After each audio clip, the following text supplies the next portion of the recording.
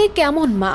নিজের শখ পূরণের জন্য 4 মাসের সন্তান বিক্রি করে দিলেন মাত্র 45,000 টাকায়। তারপর সে টাকায় কিনলেন নাকের নথ, পায়ের নুপুর, মোবাইল ফোন সহ নানা সাজ পোশাক। সামান্য টাকার বিনিময়ে নিজের নারী ছেঁড়ার ধন তুলে দিলেন অন্যের হাতে। টাঙ্গাইলের মধুপুরে ঘটেছে এ অবিশ্বাস্য ঘটনা।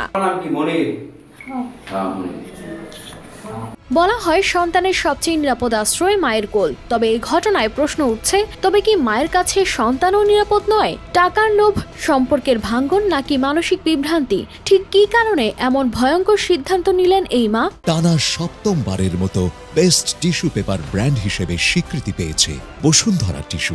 বুয়াপুর ওইখানে যায় সিরাজগঞ্জের মানুষের কাছে বাচ্চারা বিক্রি করে দিছে।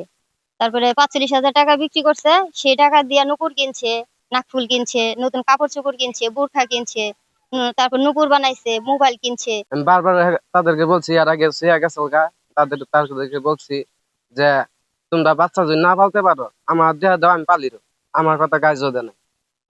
এই করবাই করে মেলা আবার শুয়ে গেছে গা। এখন আমার বাইশটা যদি ফিরে আইসে আবার ফিরে, আমি নিজেও কখনো করতে পারি না যে বাইশটা ফিরে আবো। তখন আমার বাইশটা আইসে, আমার বাইশটা আমার নিজের পোলার না গাওয়াই দেখি। আমি মেয়েটার বিশ্বাস চাই, যারা জড়িত আছে তাদের ব্যক্তির বিশ্বাস চাই।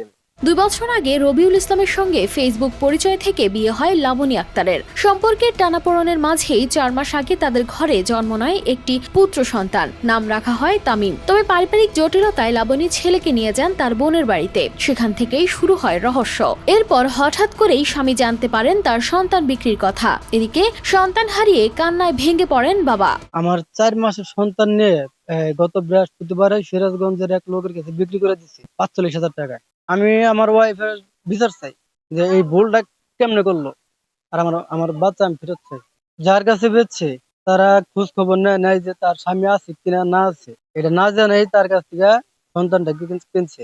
আমি তাদেরও বিচার চাই এবং যার মাধ্যমে বেচছে তারও বিচার চাই। সন্তান বিক্রির টাকায় লাবণী কিনেছেন মোবাইল, পায়ের নুপুর ও নাকের নথ। নিজের মুখেই স্বীকার করেছেন এসব কথা। আর এই ঘটনার পর পুরো এলাকায় ছড়িয়ে পড়ে চাঞ্চল্য। মানুষ ধিক্কার জানান, বিচার চান এমন মায়ের। মানুষ তো বাজারে বিক্রি করার জিনিস না। আমি এটুকু চাই যে ওর জানি শাস্তি হয়, যারা জড়িত তারা জানি শাস্তি পায়। যে সন্তান বিক্রি করতে পারে, হ্যাঁ পূর্ণ করতে পারে। আমি ডাইনি ওই মহিলার বিচার চাই, আমার বাইশটা চাই। এদিকে অভিযোগ পাওয়ার পরই শিশুটিকে উদ্ধার করে পুলিশ। অভিযোগ করে আমরা বাচ্চাটাকে উদ্ধার করছি। আমরা পরে জানতে পারি যে সে 40,000 টাকার বিনিময়ে তার বাচ্চাটাকে বিক্রি করেছে। এটা মূলত প্রথমে অভাব বা তার কিছু শখ পূরণ করার জন্য। পরে সেই টাকা দিয়ে একটা মোবাইল কিনেছে, একটা নাকফুল কিনছে, তারপরে পায়ের নুপুর কিনছে, তার একটা শখ পূরণ করার জন্য। এখন সে অনুতপ্ত। পরে বাচ্চা উদ্ধার করার পরে যখন বাচ্চাকে কান্নাকাটি করছে, অনুতপ্ত যে আসলে সে আসলে কাজটা ওরকম তো ভালো করে নাই। তারপরে এখন আমরা উদ্ধার করার পরে সে অনুতপ্ত, এখন বাচ্চা সে রাখবে। দেখি আমরা আইনগত কি ব্যবস্থা করা যায়, পরবর্তীতে আপনাদের আর বিষয়টা আরো বিস্তারিত জানাবো। এই ঘটনায় মায়ের উপযুক্ত শাস্তির দাবি পরিবার ও স্বজনদের। News desk, RTV।